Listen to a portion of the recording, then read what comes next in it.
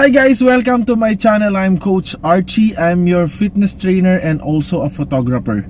Today we will talk about the 10 basic parts of your DSLR camera. Okay, for the number one on our list is the lens. The lens is one of the most vital parts of a camera. The light enters through the lens, and this is where the photo process begins. Lens can be either fixed permanently to the body or interchangeable.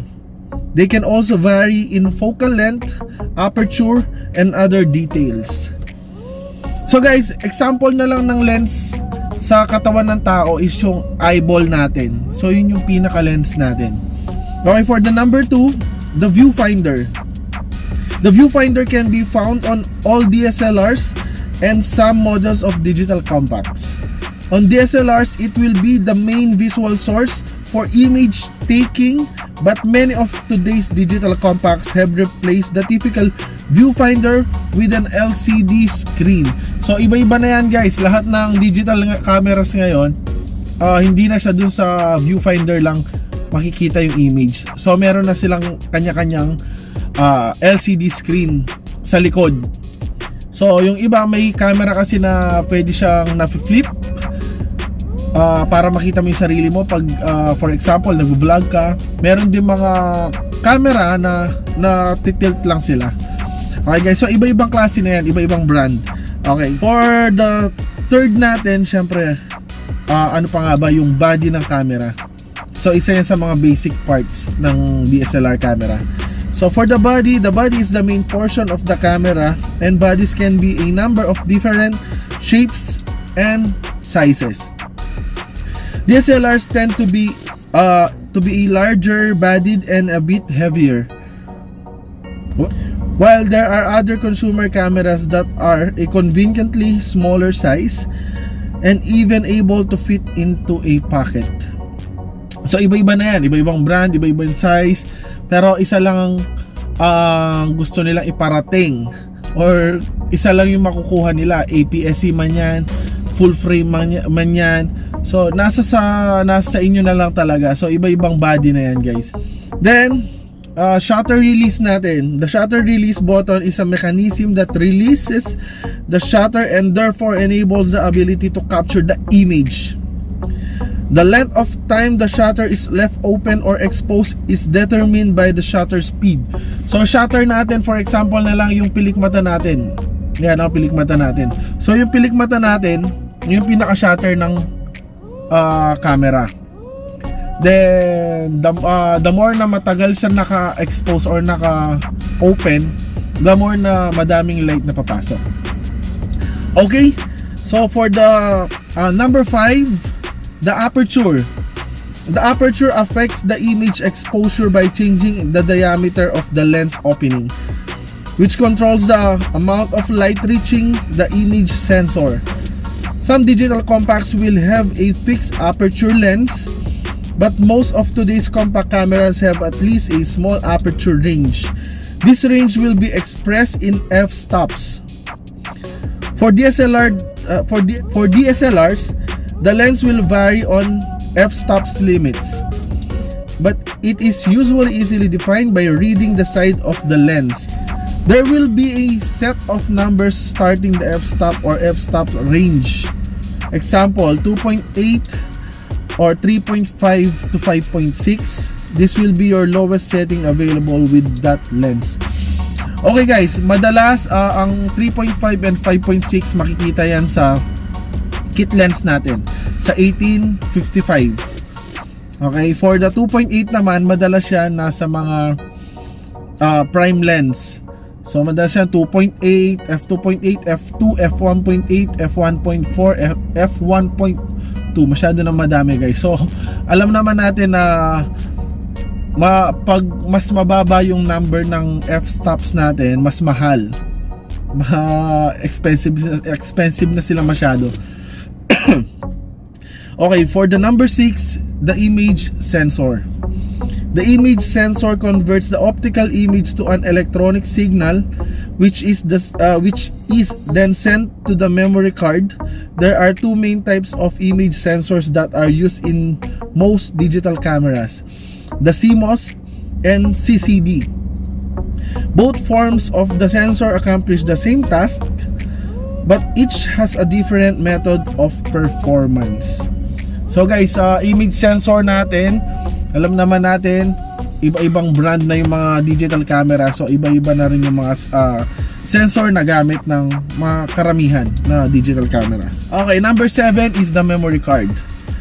The memory card stores all of the image information, and they range in size and speed capacity. The main types of memory cards available are CF and SD cards. And cameras vary on which type that they require.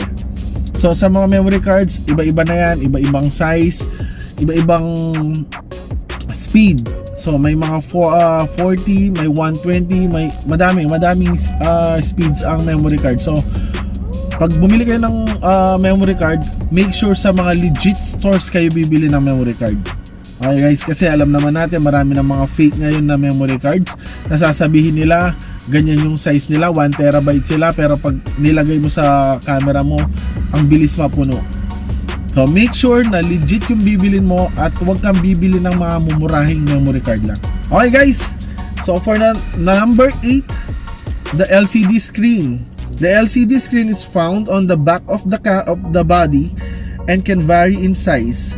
On digital compact cameras, the LCD has typically begun to replace the viewfinder completely.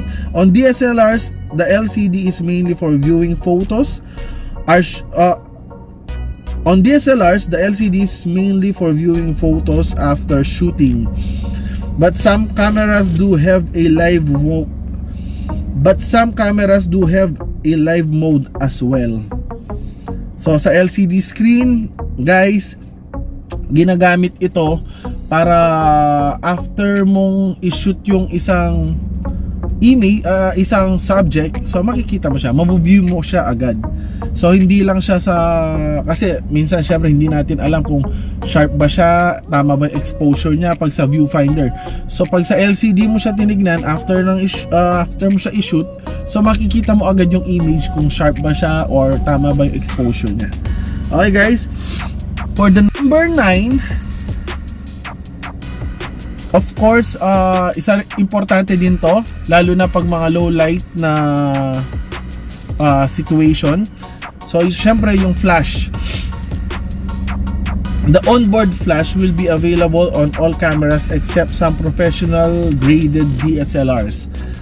It can sometimes be useful to provide a bit of extra light during dim, low light situation. Ayun guys, so ginagamit lang siya pag sobrang madilim yung paligid natin or walang ambient light. So kailangan natin ng flash. Pero karamihan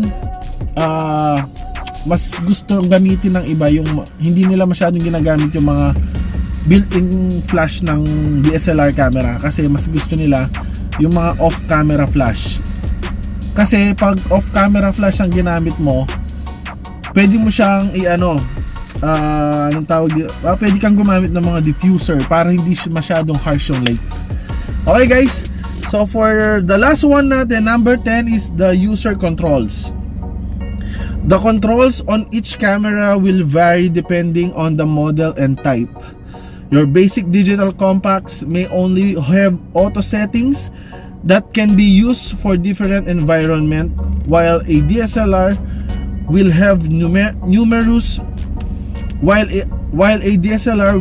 numerous controls for auto and manual shooting along with custom settings. So guys, kung mapapansin nyo sa mga DSLR cameras natin, meron na siyang meron pala akong sample.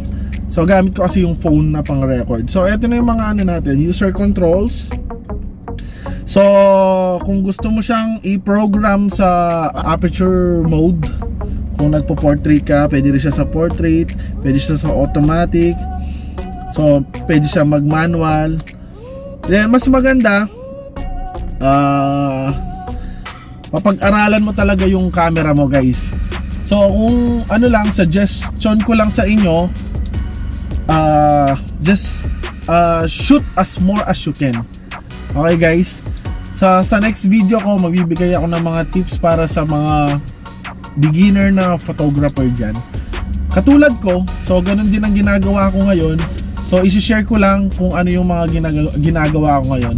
Okay guys, so dun na nagtatapos yung vlog natin ngayong araw. So just keep shooting. Pag-aralan nyo mabuti yung camera nyo, kasi kung hindi nyo siya gagamitin, kung hindi ka mag-shoot ng kung ano-ano, hindi ka matututo. Okay guys, just explore your camera. And number 1 dyan guys, YouTube University. Manood kayo lagi. Marami kayong matututunan sa YouTube. Okay guys, just don't forget to like this video if you like it. And also if you can share more of the 10 basic parts of your camera, so i-comment nyo lang dyan sa baba. Then if you want to watch more of my videos na ipopost ko pa, so just click the subscribe button and also the notification button to always be notified. Okay guys, just keep shooting. Adios.